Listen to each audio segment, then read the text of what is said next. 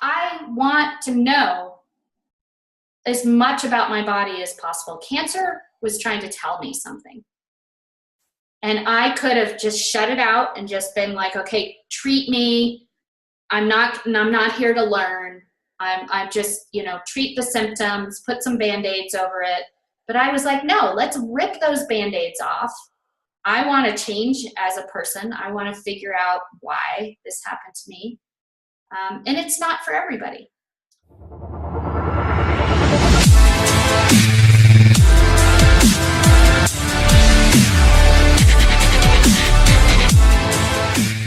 This is Alison Gannett. I really wanted to introduce you and tell your story to our members, mainly because I just think it's inspiring. And I think that's a big part of why people want to talk with you. I think in a time when people have cancer, you are a cancer survivor. You do rely on a ketogenic diet to some degree. I know you have a lot of things that you do individually to make sure it's custom to you. Yep. And we'll get into that. Yep. But I really want to give people the courage of when they possibly, if something like this happens in their life, they have the courage to try and go about it in a unique way. Because often it's intimidating to just listen to doctors and stuff like that. And obviously that's a big part of it, having your oncology team. Yep. But you can do it all, these days. So forge your own path, right? No, absolutely. And tons of free information out there and tons of people like you to inspire people and great teachers. And I know we'll get into that. But maybe give a little bit of your background. Sure. Well, I think it all started when I was a fat, dorky math geek as a child, actually. Really battled with weight my whole life. And then I think I went the complete opposite direction to prove everybody wrong and became a world champion extreme skier. And so I'm one of the idiots that you see on TV that jumps off cliffs and competes in the X Games, does all those crazy things. And long story short, I'm also a climate change scientist. And so I've been working my whole life to battle climate change and for solutions to climate change. Oh, I might have to interview you about that separately. And so I became an organic farmer back in 2010. And then shortly after that, I was eating this like really awesome, all organic, homegrown diet. And I was thinking that I was just amazing, kind of on top of the world. And I got diagnosed with terminal malignant brain cancer. And it kind of sideswiped me. 1 out of 2.2 people get cancer these days. So it's pretty common, but you kind of never think it's going to happen to you. Right. And I think the very fact that my case was terminal and malignant really forced me to look outside the box. I certainly could have done surgery, chemo, and radiation, but the expected life expectancy is like less than a year. In fact, they say 6.8 months. And so my doctors were really pushing hard to do that. And I said, well, does that mean that I'm going to live? And they're like, well, no, it's the best we've got right now. And they use this scary thing, which I think a lot of people that with cancer don't realize, is they say, oh, well, we have a high chance of success, which is what they kept telling me. And then I Google it and it was like certain death. So I was like, so it turns out when Western medicine says chance of success, it means that you're going to outlive your expiration date. Right. And I heard you say that somewhere. And I heard you also say that this comparison pretty much of the studies of like how long you live with chemo treatment, all that versus without, specifically in your type of cancer that you have. In my type of cancer. And, it's interesting with a lot of people that I work with brain cancers. And it also really depends on people's DNA, how well you process chemicals. How well you're going to tolerate chemo or steroids or radiation. There's so many variables. But for me, I know that in my mind, I would most likely be dead. The best, my Dr. Nasha Winters suggested a great question. They said, ask your doctor for people that are like you with a similar type of cancer that are going to do surgery, chemo, and radiation. How many of them are alive in a year, 5 years, 10 years, 20? Well, the answer was 0. So then I was like, okay. And luckily I found my doctor really fast within a month of my diagnosis. And I just know that I wouldn't be here today if it weren't for her. So thanks, Dr. Nasha. No, so yours was it got pretty extreme. I've heard some different things in some of your lectures and things like that where, I mean, you had like the kitchen on fire. Well, that was my brain tumor right. on fire. I was doing really wonky things like, like burning the house down. That was when my husband decided that we needed to go to the ER, that, something was actually wrong. And how large was this tumor? Oh gosh. Have you seen the pictures? I should pull up a picture, but, it was like this big. Like if you look at I can pull up a picture for you and even show it to you. It's crazy when you see it. Like you wouldn't think that someone could actually be alive and walking around with a tumor like that.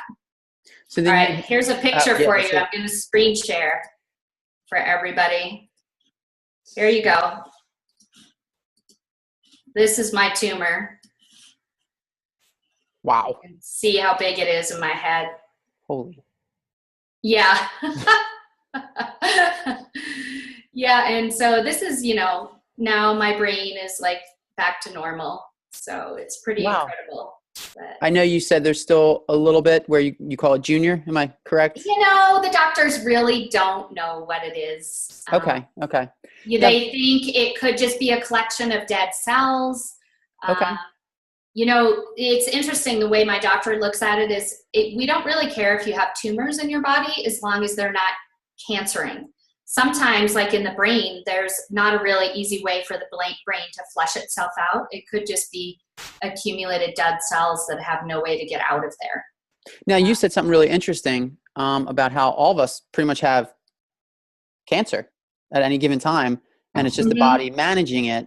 Exactly. Our stem cells make somewhere between 500 and 2,000 cancer cells every day.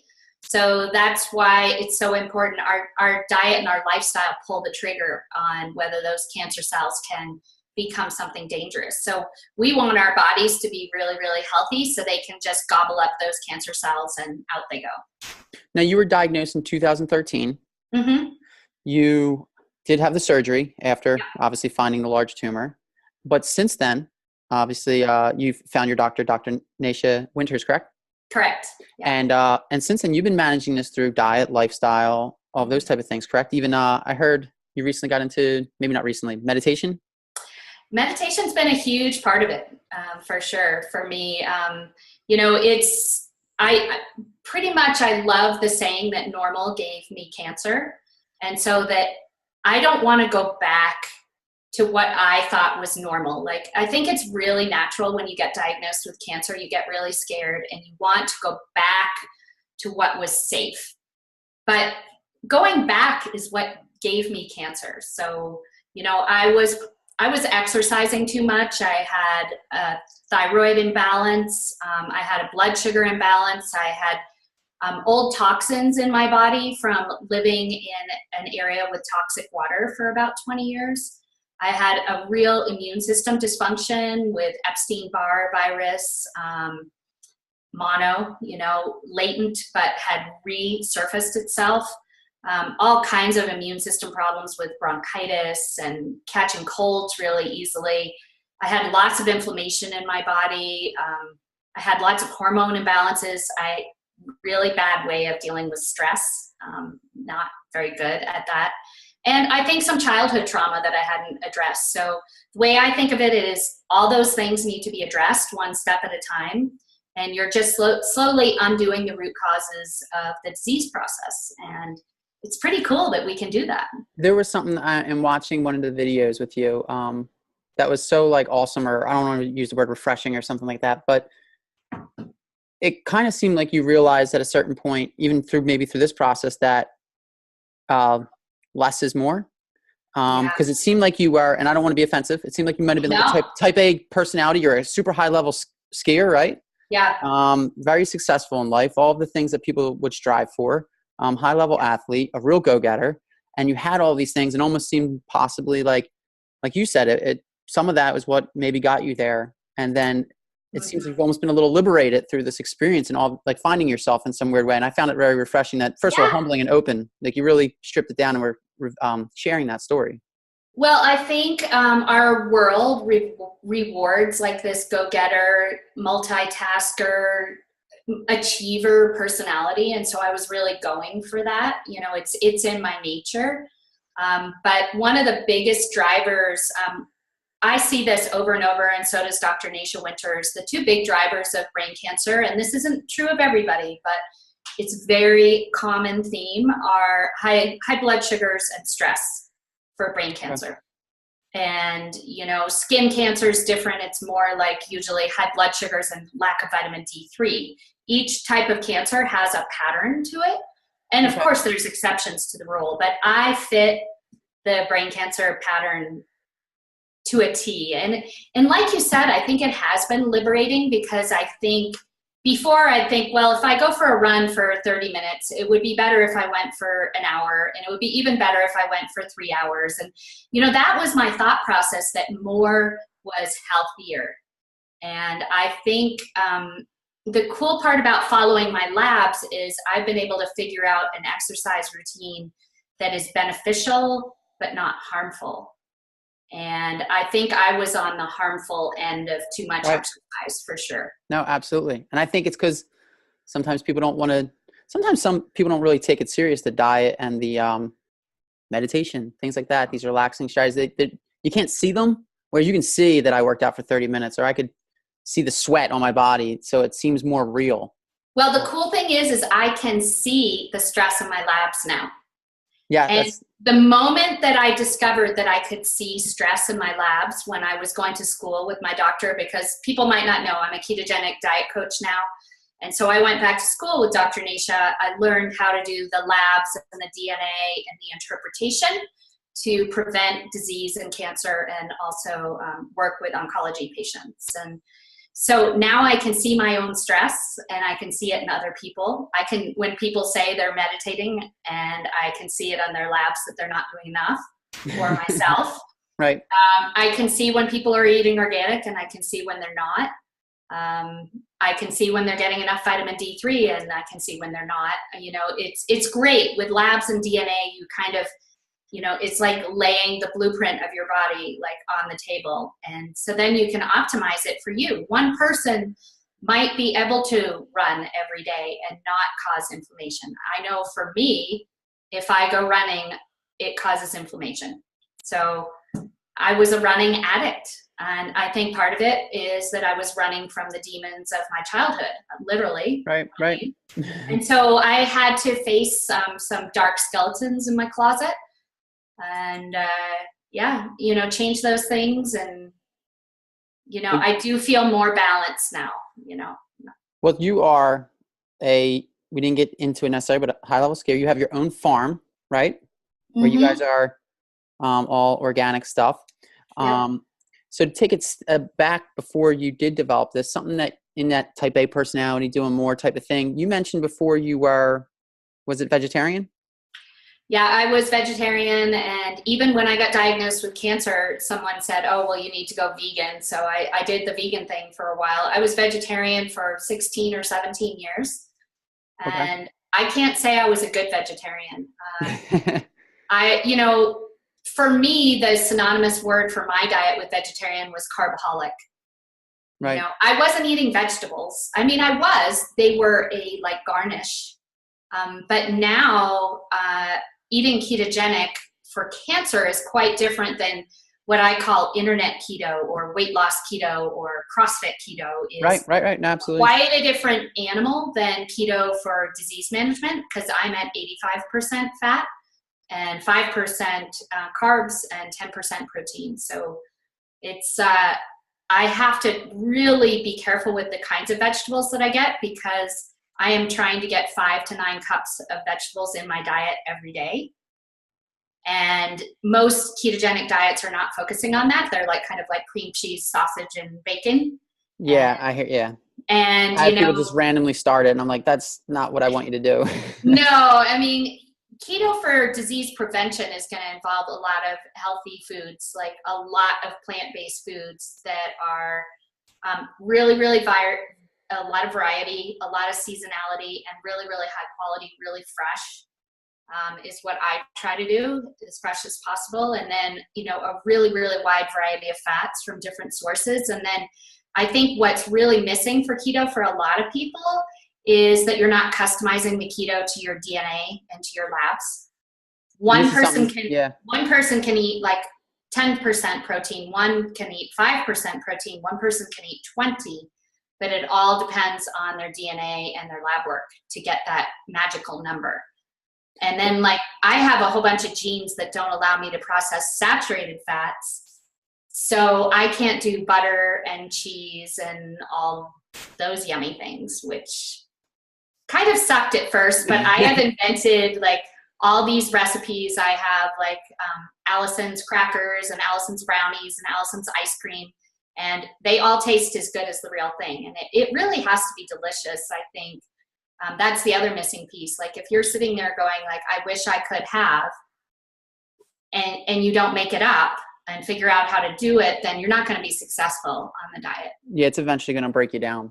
It is. And it's not even a diet. I meant it's just my life now.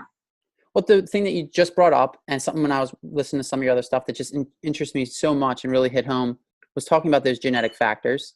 Mm-hmm. So I think often people use genetics as an excuse, but they also are very real. And it's just about finding out what they are for you, so then you can customize it, like you said, and really make it individual for you, so that now you can live this super healthy lifestyle and get it to work for you. Right. What are some of those things that you have genetically that I've heard you talk about before that I just found super fascinating that you figured out? And then also, what tests could someone go do to figure some of these things out for themselves? Yeah, a great place to start is now a new company. Well, it's a couple years. It's called nutritiongenome.com. And you can order the test kit and the report. And it is much more extensive in its testing than, say, 23andMe or Ancestry.com. Okay. Awesome. It's also going to give you a report that actually says something that you can read versus you have COMT and MTHFR and VDR, and then you're now what, right? So what I do, which is quite unique, and I actually don't know of any other health coaches that are doing it, so I'm training some new health coaches right now, which is to look at the DNA and then to cross-reference it with your labs to see if the gene is expressing itself in your labs. Okay. So for a good example, I have ApoE34.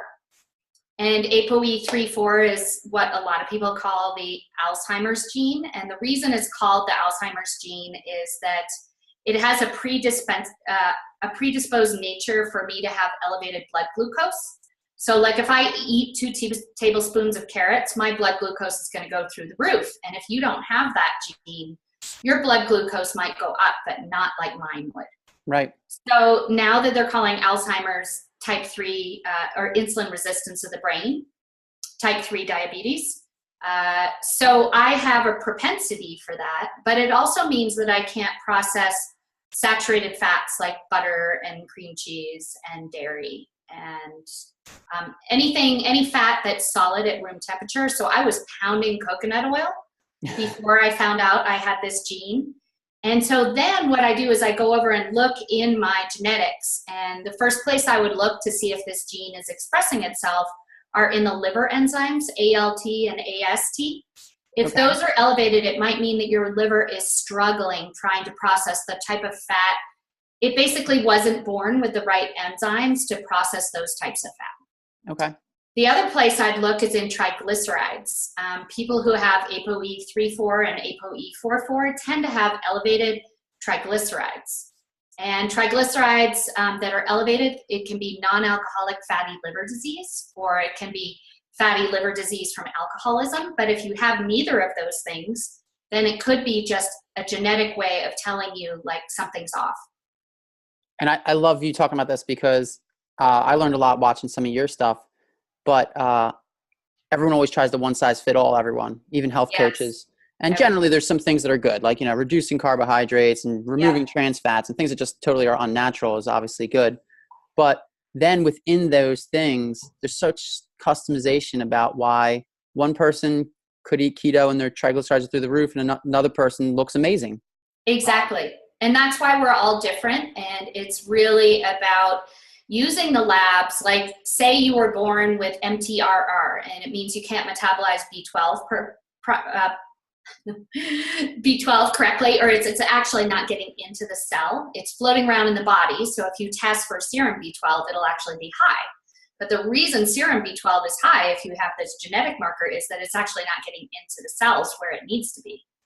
And so then you would cross-reference over into your labs into MCV, MCH, and MCHC and see if those are high or low, which means the gene is expressing itself in your body. And then you would have to look at your genetics again to figure out what type of B12 you should take. I have COMT, which means you have to take hydroxy B12. And if you took a B12 supplement, like a general B12 B supplement, it's usually methylated B12 or cyano B12, both of which my body can't process at all. And so these are all the little, like, cool little things, like putting the puzzle together. Yeah, what I'm gathering here is you really know your stuff. You know, I geek out on it. You know, I've always been a spreadsheet kind of gal. And when I saw that Dr. Nasha's approach wasn't like hippy-dippy, ooby-groovy, that it was really, I mean, I love my spreadsheet with my labs. Every time I run my labs, I learn something new about my body. And it feels like this knowledge is power, that the gift that I have been given with cancer is to march into old age knowing all the different things that are going on with my heart and my liver and my kidneys and, you know, stress, and I can monitor all those things. So it's cool. So, But how many people are you working with at a given time? Oh boy. It seemed like you probably would have a lot of people. I have a lot of people, and we're working on a new system right now so we can handle more people. And I'm also working on training some more diet coaches, because nobody does this like kind of cross-referencing of the DNA in the labs. And so I'm there to, if you want to train me, I can be trained. Hey, if you want to join, I'll put you on the training list. I'm going to start another training seminar in January. But I feel like I learn a lot. I'm reading constantly. And then when you finally, like, you listen to someone else that kind of breaks it down in a new way, it's just really cool to even learn. There's so much. What you find out is you realize there's so much you don't know. And there's so much I don't know. And that's what's so cool, is it's evolving. We're learning new things about our DNA every day. And yeah, the sky's the limit about what we're learning about our body. What we're talking about today, we'll find out, we kind of got part of it wrong, right? And But that's cool, you know? We're trying to help. We're doing the best we can with what we've got. And all I know is that I've taken a really, really desperate situation with myself. And then the clients that I get a chance to work with, you know, I see this getting proven over and over that it works, you know, and a lot of us are put out to pasture to die. And, you know, you dig into the root causes of the disease and you overturn them one by one. And even these people that were literally have cancer in every organ in their entire body, 1 year later, they're just like walking around with no evidence of disease. I mean, it blows my mind, even knowing that it works and knowing in my own body that it works, it's still. Well, we had the reason I became so passionate about the cancer stuff and the keto for cancer, we had a member of our gym who was a pivotal part of our gym, tight community, all that stuff. And we lost her to cancer within the last year, but as she developed it and stuff, and I really actually wanted to kind of work with her more, but I just didn't have the confidence at that level. And I know how much goes into really creating a team. I'm not someone that could do that, especially at that time. There's so much that goes into that. Yeah. But I think your story can give people the courage to go look for that answer, as opposed to just taking what they're told and, you know, when they find out. So what is the approach that you take now? I think I heard you say there's maybe like a 5-prong approach here, or some things, I may have the number wrong, but some things that you do as far as what do you manage with your fats? What are you doing with your carbs? Even like I heard you talk about water and toxicity, the meditation. What is like your full approach now to keep you in this practice that keeps you healthy? Do you have like 10 hours? I do, because I could talk this stuff all day, but I guess maybe at a high level. You know, obviously I'm ketone testing every day. So that's, especially every time I try a new recipe, I'm going to make sure that it's metabolizing well in my body. I know that my body metabolizes things like broccoli and cabbage and cauliflower as very much sugar. Dude, that was something you said yesterday. Was amazing. Was it the sulfur that you have a problem? My body doesn't process, well, they are higher sugar vegetables. But I am blown away every time I make pad thai with cabbage. It throws me out of ketosis. But then you could make the same pad thai with cabbage and it would keep you in ketosis. So it's fascinating because everybody's different. Yep. Yeah. So you just got to test and assess and make some changes. Obviously, all my water is filtered. When I travel, I always filter my water. I bring filters with me everywhere. And if people haven't looked at what's in their water, they can go to ewg.org and then hit the button National Tap Water Drinking Database, and then put in your zip code and it'll tell you the known and suspected carcinogens that are in your water. Is there a filter you recommend, a product?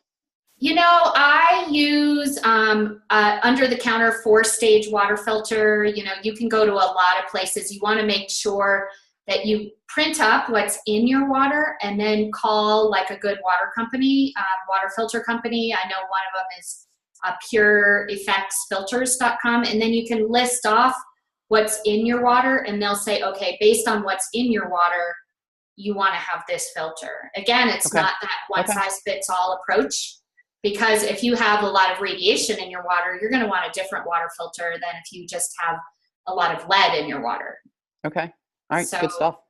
I travel with a travel Berkey is the filter that I use for traveling. And then I also use a little filter called a Grail filter for traveling when I'm in the wilderness. And I have no plastic in my life because plastic mimics estrogen. And so you don't want to have estrogen. Estrogen feeds cancer. You don't want to have too much calcium in your life. Calcium feeds cancer. You really want to focus on, getting your blood glucose down. Ideally, most people start with glucose in the hundreds and, trying to get it down to like 60s or 70s. But what I see is a lot of people reduce the carbs, but they never increase the fats because they're afraid of fats. And yeah, go ahead. Sorry to interrupt you. But you mentioned estrogen, and I know it's in a lot of the products that people use or those mimicking estrogen mimicking things. But something I've read recently or seen, you see it kind of all over, and you're someone that's living a ketogenic diet, is how you'll see some people say like keto is amazing for women and hormones, and you'll see other things where it's like a woman should never be on that low carbohydrates. It could mess with their cycle and all of those things. What have you experienced in working with people yourself? Do you see a subgroup that is problematic for them and another group where it's great, or what's your philosophy on that? Everybody's different, for one. So I'm going to look at what their HbA1c is, what their fasting insulin is, what their cortisol is, what their hormones are looking like.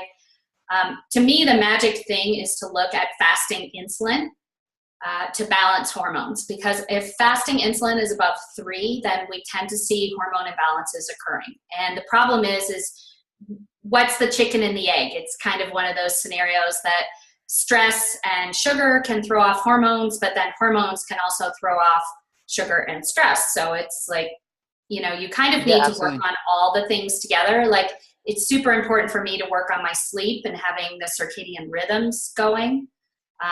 Making sure I'm rising with the sun and going to bed with the sun. Usually there's a root cause for people's hormones being off, and it's usually not the carbs in my experience. Okay. When I see people saying have some carbs before bed because it's going to balance your hormones, right? Usually their fasting insulin is really, really high, and the reason they need those carbs is that they're doing reactive hypoglycemia. Their sugar is going very, very high and very, very low, and then very, very high and very, very low.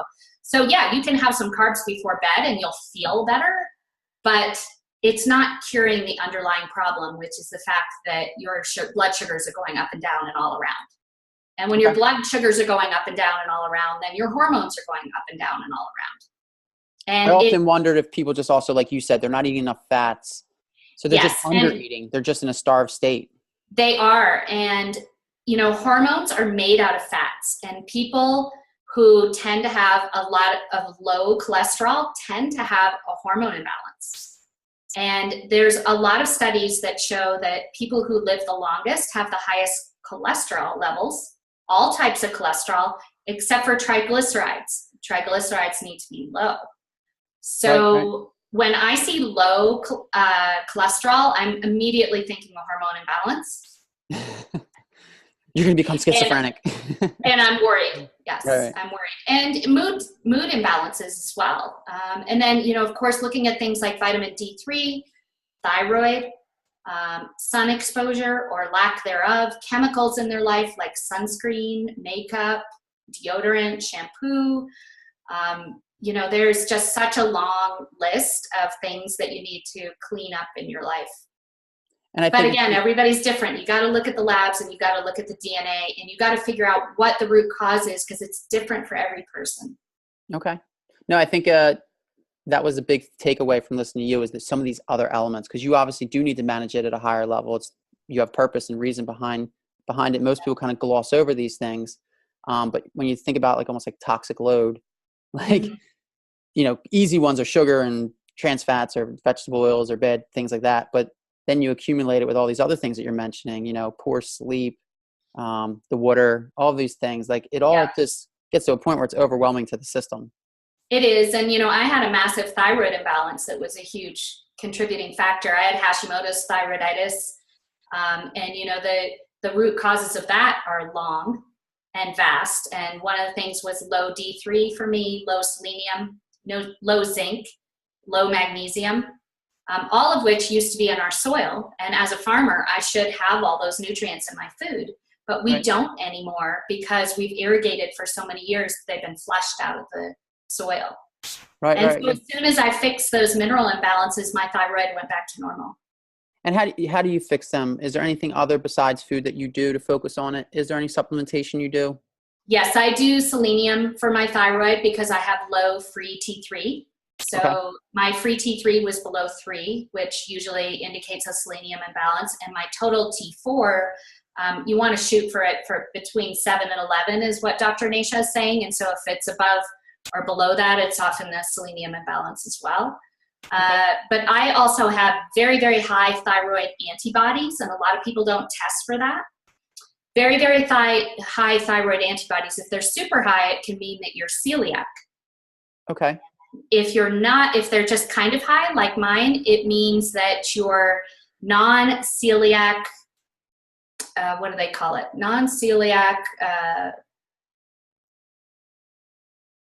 I can't remember the name. It's got some name. But anyway, I'm allergic to grains, basically. Okay. I can see it in my high thyroid antibodies. And last February, a year and a half ago, I got one bite of a hamburger that had some breadcrumbs in it. And it threw off my thyroid for guess how long? 5 months. Whoa. One bite. So people who have high thyroid antibodies are super, super sensitive to grains. And a lot of people with thyroid imbalances have this issue, but they never get tested. Okay. Now, do you believe that sometimes I've noticed that as people get cleaner, I think it's a good thing in reality, but as they get cleaner, they are more sensitive to these things. Absolutely. And it's almost like, I don't know if it's a good thing because your body's actually hearing the signal. You've detoxed all these things out. Right, right. But you're right. I was eating all kinds of things before that I can't even have any of. I had one corn tortilla in 2014 and went into how you know the date. And went into anaphylactic shock. Wow. I had eaten corn every day my whole life. And now? No reaction. Oh my gosh, I won't touch it. The last piece of corn I had was in 2014 and I will never have, I learned my lesson the hard way, So for two things, to try and empower people to take steps towards these things. One, what is the most common issue you do see with women? I mean, I know everyone's different. Obviously, that's the thing. But what are the real high level things? If someone was watching this today, we obviously have a women's gym, 4 of them. Mm-hmm. So I'm not the trainer there. I'm a nutrition person. But what would you say is the most common things or quick fixes for women that's pretty common in either premenopausal middle age, as what are the things that fix it the quickest? The quickest is to get a vitamin D3 test. Okay. Okay. People, you will get one done at the health fair, vitamin D3, not D2, D3. Okay. And it'll be like 20, 30, or 40, super low, because we're all petrified of the sun right now. Yeah. And we need to prevent cancer. My doctor suggests having vitamin D3 between 80 and 100. Okay. And it's the single biggest thing you can do is just supplement with an organic D3 supplement. And also, as you can see, I now spend a lot of time like actually being out of the sun, in the sun. Before, I used to really hide from the sun because I thought I was going to get skin cancer. And that was before I found out that skin cancer is really a blood cancer, according to my doctor, and it's low vitamin D3 and high blood sugar levels. So that's going to be the second thing that I recommend women look at. And if you go to the health fair, you're going to see fasting glucose. Ideally, you'd want your fasting glucose in the 60s or 70s. And most people are going to have their fasting glucose in the 90s and 100s. Okay. Hemoglobin A1C, it's a test that you get done at the health fair. It's another marker of blood sugar. So you'd want to get that done. And most people are kind of surprised to find out that they're pre-diabetic. I know I was eating all organic, exercising every day, like the picture of health. And when I actually tested my blood sugar level, it was super high. And I think, do you believe in all, even so for some people that choose it, whether it's spiritual, whatever, they're going to be vegetarian? Is there a way to do that in a healthy way where they're mindful of not being that carbaholic, where they're actually doing it with nutrient-dense foods? Or would you tell people, like, you need to find ways to get meat in your diet? It depends on your DNA. Like, my husband has what's called genetic hemochromatosis in his DNA, which means his iron level builds up naturally to the point of being too high and can kill him.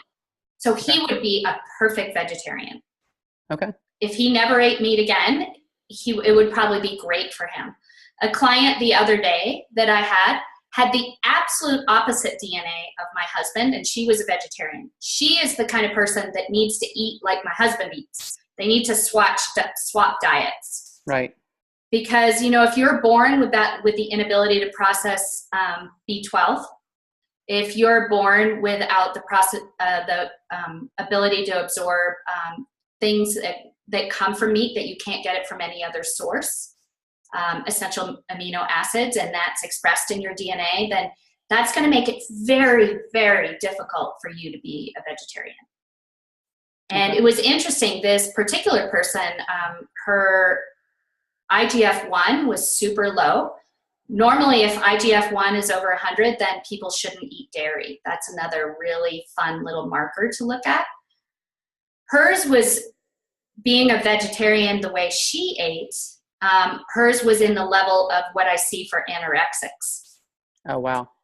So you just have to look at all the markers. And the problem is when you go to the health fair, they give you in range. In range is an average. And it doesn't mean you're healthy, but it also might, mean that you don't need to go to the hospital. But we want optimal health. Right.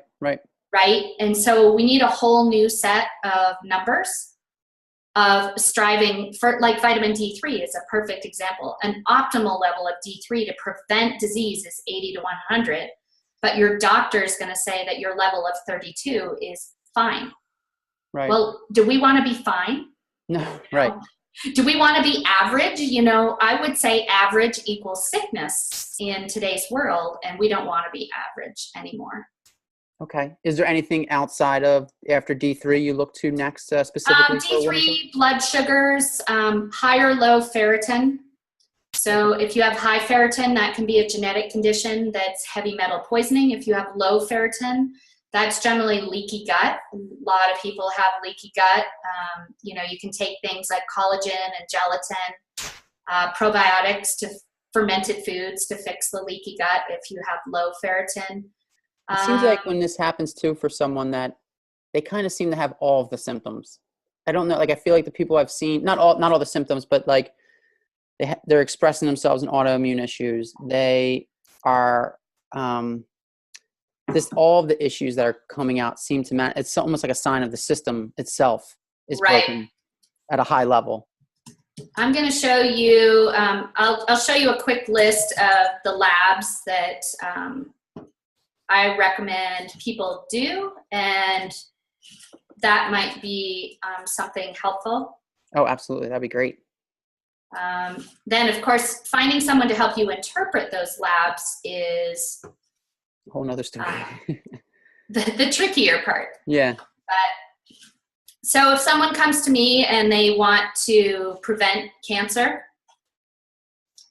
this is kind of, or if they have cancer and they want to figure out why, this is like a great place to start for labs. And we talked about the vitamin D3. This is a great one to run, cortisol. People never run that one. That is the one where I figured out that I was going to get cancer from stress, because my AM cortisol, if it's really, really high or it's really, really low, then you have a problem with stress. And the problem with cortisol and stress is everybody always says stress kills, but they don't really say why. And stress kills because it drives, the high cortisol or low cortisol can drive up insulin, and then insulin goes up, and then your blood sugar goes up. So here I had this perfect ketogenic diet in 2013, but I was literally feeding potential cancer cells from my stressaholicness. Right. And, you know, I always say that our world is full of stress. It's how you learn to respond to that stress is what makes all the difference.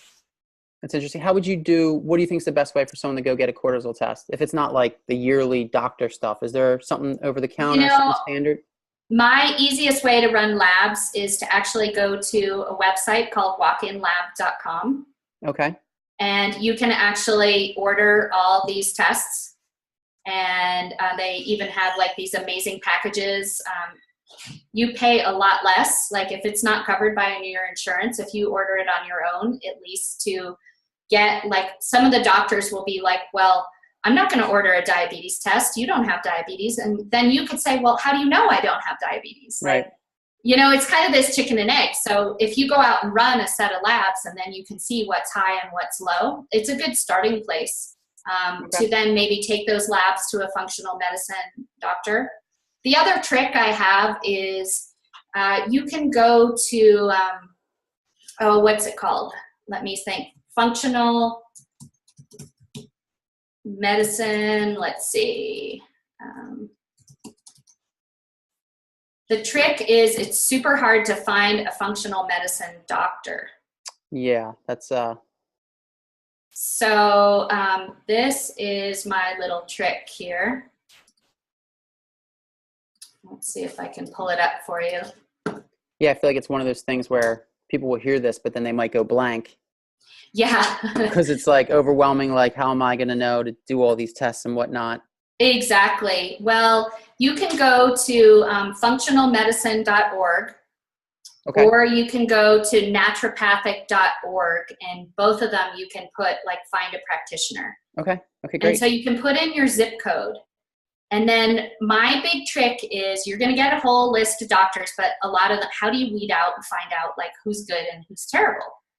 So I tell my clients to call up and say, hey, you know, do you do work with methylation and DNA reports and lab tests for prevention for cancer? And if they're like, then you can just hang up and, like, go to the next doctor. Right. And so it's trying to find an office that is familiar. They might not be, like, totally dialed in on DNA, but at least they get it. They're seeing the reports on a daily basis, right, and they're seeing labs on a daily basis, and they're trying to overlap the two. If you can find someone that's, like, even close to that, then, you know, you've got a pretty good shot at interpreting those labs that you run. Okay. Is there anything, I think sometimes people dismiss it because how they feel is they think it's just normal. It's aging. And I always kind of say, I've said it in other things, that, like, maybe your 80% is what you think is you normally, but you don't know what it's like to feel 100%. And you've kind of referenced that earlier. Is there anything that stands out to you that, like, when someone should really take it serious as far as their energy, mood? Is there common signs or symptoms or even things you experienced before the cancer that should have been telltale signs that things aren't good enough, that you should take this serious, even though it seems normal? That is such a great question because I'm, how old am I now? 53. So when I got cancer, I was 48.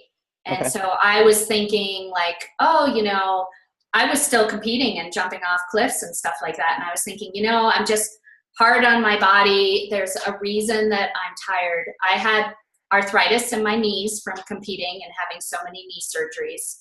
I had common like bronchitis every time I traveled to some new country to compete. I would get sick. But I was like, oh, well, that's normal. I was on a plane with a bunch of sick people. But that's not normal. The arthritis being that painful is not normal. I would get bladder infections and yeast infections. I would get headaches. I was definitely feeling lethargic and a lot of brain fog. I'm not sure if it was attributed to even the cancer itself. I mean, a lot of people talk about these symptoms as we get, into Everyone seems to, and we're considered like that's normal. Yeah. And now that I feel better now in my mid 50s than I did in my 20s and 30s. Yeah, it's amazing. After. And the thing is all these things, the check engine light was on. I got shingles. That's a huge red flag that your immune system isn't working correctly. I got mono. That's a huge red flag that your immune system isn't getting correctly. I kept putting tape over the check engine light every time it came on because I considered all those things to be normal. And I think that's what most people do. I think that's what most people do. I could go play with a group of kindergartners that have the worst stage of the flu in the middle of January, and I would not get the flu. And it's pretty cool that I feel like almost in some weird way you found so much purpose. Yeah. Obviously you have your whole life, but I'm just saying you've taken something that's most people, like you said, consider just like a death kiss, and you've taken it and turned it into so much good. And I imagine you're working with people, you're helping other people, you're helping people right now with this story. So it's actually pretty cool. What would you, if someone is in that situation, they're being told they have cancer, and actually the other thing you said that was really cool was different types of cancers express themselves in different ways and different types of things will help them. But generally, someone is given this, where are you telling them to look? Who are you telling them to contact? If this is a sister or a brother, who are you? What are you telling them to, besides you? Or even your group, if it is your group, where do you direct them? Well, there's two things you need. Well, three areas, I would say. One is you've got to figure out who's going to be the conductor of your medical care. And I would suggest getting in touch with my doctor, Dr. Nasha Winters. Her website's optimalterrainconsulting.com. You can start getting in the system and they will walk you. There's a new process that we're going to have where there's one person holding your hand through every step of the whole process. Okay. Because what we found is people get lost in the system. You'll have a really great talk with Dr. Nasha, and then you'll go to your oncologist and he'll scare the living crap out of me and say, you have to have chemo. And then I'll be like, okay, Right.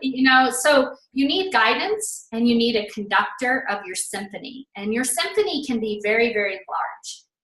And if your doctor is not letting you go and get a second and third opinion, you need a new doctor. You need as much information that you can get. And there's a great book that I'm reading right now that's called The Cancer Whisperer. Oh, okay.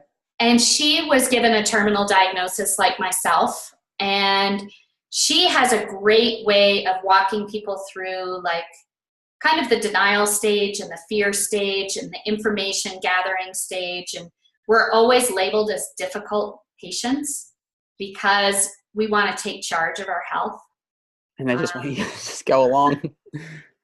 And don't let me get started on that. But if you're labeled a difficult patient, it just means I want to know as much about my body as possible. Cancer was trying to tell me something. And I could have just shut it out and just been like, okay, treat me. I'm not here to learn. I'm just, treat the symptoms, put some Band-Aids over it. But I was like, no, let's rip those Band-Aids off. I want to change as a person. I want to figure out why this happened to me. And it's not for everybody. So, okay, so we're back to the 3 steps. So you need a conductor of your symphony. Okay. You need a diet coach. Okay. You need information for your diet coach. And if your diet coach is not looking at your labs and your DNA, get a new diet coach. Okay. So good stuff. Find people like myself that are doing the DNA work and the lab work. How often are you running lab work? Either for yourself or your client? If their labs are within our range for Dr. Nasha, we're running every 3 months. If they're out of range, then we're running every month. Okay. How much? So just a question, because how much should someone expect out of pocket to? Because I imagine insurance is not covering this approach. It does cover that for most people. Oh, so that's great. It's all about, and that's how I coach some of my clients too, is how to get your labs covered by insurance. Good. Okay. Which is crazy that's how, I know. because they don't want to do prevention. They just want to do disease management. And So, okay. So we've got the conductor, we've got the health coach, and then I think you need like some kind of assistance in navigating the whole, like, not to freak out. Like, how do you figure out how to just like get through this? What step, when? And that book, The Cancer Whisperer, that I'm in the middle of right now, is really, really great, because she's like, take a deep breath, here's how to go get a second opinion. Here's how to gather the information. Here's how to be difficult. I love how, and then she talks a lot about the spiritual, emotional side, because I think the people that I see that I do see a large portion of people that are kind of like hell-bent on the keto part, but they don't want to do anything else. Yeah. And you know what? Cancer's not a one-trick pony. Disease isn't a one-trick pony. Well, I think it's all these things are so interconnected. So like you said, like if you're stressed out of your mind, you're more insulin resistant. And if you're more insulin resistant, it all ties back to the science of just really what's physically happening within your body. But these, I often sometimes say flaky, because I love meditation and things like that. But people kind of think that you're just doing them just to like have a nice space in your day. But there's actually like a physical component that's happening within the body from these things. It's not just some thing out there that some people are doing. It's actually causing change within the internal environment of the body. Yeah, I started meditation in 2015, and I dropped my cortisol from like the 20s to like 14 in 4 weeks. Wow. Awesome. That was like, I was like, wow, like this is cool. I could really see it on paper. And that's what I love about this whole system of following your labs, is what you're doing right and what you're doing wrong. What would you look at specifically to say to beside, is it just cortisol, or is there AM cortisol is one of the best ones. And then if AM cortisol is really, really high or really, really low, I suggest people get a test called the Dutch hormone test. Okay. That can look at all the different hormones and what's out of balance. Okay. Awesome. I'm going to try and link as much of this as I can to the video underneath, so people will be able to see it and find it. So what about, is there anything else that you would definitely want to get across to somebody who, in this situation, what would be anything else that like inspire them as far as to give them strength? I mean, obviously you've said a lot of it already. Yeah. Well, I do think there is, some people are ready for this type of journey and some people are not. And I think the hardest part is if you have a loved one who's just like, nope, I don't want to do keto. I don't want to stop ultra running. I'm just going to, like, this is what I'm going to do, and I'm going to do it till I die. And, that's hard, but people make their choices for themselves, and we need to respect those choices. And I know it's really hard because I want to have every one of my clients, I want them to want it as badly as I want it. Because I want to live really, really badly. Right. And people are like, oh, well, isn't the diet hard and meditation hard? And wasn't it hard to quit running? And I was like, no, like dying, when you're faced with dying. Dying would be hard. Dying is hard. That'd be a tough one for me to take. Yes. I mean, it's going to happen, but yes, I can't go ultra run now, but I can go for a long walk with my dogs. And do I get the same or maybe even more pleasure out of it now? Absolutely. Every day I say that I'm not looking at the hospital ceiling is a great day. Right. No, absolutely. So a great question to ask a loved one is, what do you want? Like, and leave it just open-ended. Don't say for your treatment or for your diet, or like, what do you want? And then help them get what they want. And some people can do keto with chemo and radiation and have absolutely phenomenal success. For someone like myself, I saw the statistics and I didn't want that. But am I going to support somebody who does want it? Absolutely. There was some people that brought some things up to me and they weren't going to go down that path. And do you ever see the book, The Biology of Belief? Yes. It's kind of that placebo effect where it's very real in the brain. And it is. The body will follow the mind in that way. So sometimes I tell people, look, if your father or somebody isn't willing to, this is too much of a radical change for them in their life, they're not coming from that good starting point, then just support them and just have them believe in what they're doing and have them be 100% in what they're doing. So at least chemically, as much as you can align, put yourself in good, non-stressful states.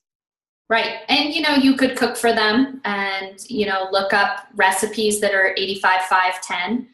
A great website is ketogenic-diet-resource.com. Okay. And it goes over cancer, Alzheimer's, Parkinson's, ALS, diabetes, heart disease, and why they chemically work for different diseases. Okay. So that's a really good resource because it's very, very scientific for people. I'm going to nerd out on that then. Yeah. Okay, great. How can people, is there anything that people can do to follow you or to keep up on what you're doing? Well, I need a social media director. I try to stay off Facebook and Twitter because I'm trying to reduce my stress. But I do have a website, AlisonGannett.com, ALISON, G as in George, ANN as in Nancy, ETT as in Tom.com. Okay. And it kind of talks about my coaching and my life and my farm and my skiing and jumping off cliffs, and you can watch stupid videos and all of it. So awesome. Well, I will link all of that down below. Maybe we'll get some job postings for your social media coordinator. And we need an army of people to do this because it's fun to take. People are like, oh my gosh, isn't this like a drag? I'm like, no, it is really exciting. And I think it's important to be engaged in what you do. I think there was a moment where I felt overwhelmed and I was like, oh, I'll just retreat from it all and kind of like let things go. And I've noticed that your happiness really does come from being engaged in your work, and work is a privilege. So we're lucky to have it, especially if we're passionate about it. And you definitely have that. And your story, we are lucky for sure. Your story is going to give a lot of people strength. So that's why I wanted to speak with you. It was, as soon as I saw it, it was just super cool. I hope to speak with you again in the future, maybe even about some specific topics. There's all kinds of fun stuff out there. And just, remember, if you have cancer out there, that cancer is a process. For me, cancer was probably growing for 20 years. So when the doctors are breathing down your neck saying, you have to decide right now, take a deep breath, get a second opinion, call Dr. Nasha, look at your options. Cancer didn't start yesterday. Right. And you can start making changes in your life, and they can just be one step at a time. You can't do everything at once. Awesome. So baby steps, everyone. Follow the baby steps. Well, I really appreciate your time. This is super cool. I know this will help a lot of people, even some of the members of our gym. Everyone knows somebody that has cancer. It's true. It's everywhere. Awesome. Well, I hope to speak to you soon. I really appreciate this. Thank you. Awesome. All right, cool. Well, good to see you. I'm going to stop the recording. Bye. All right, cool.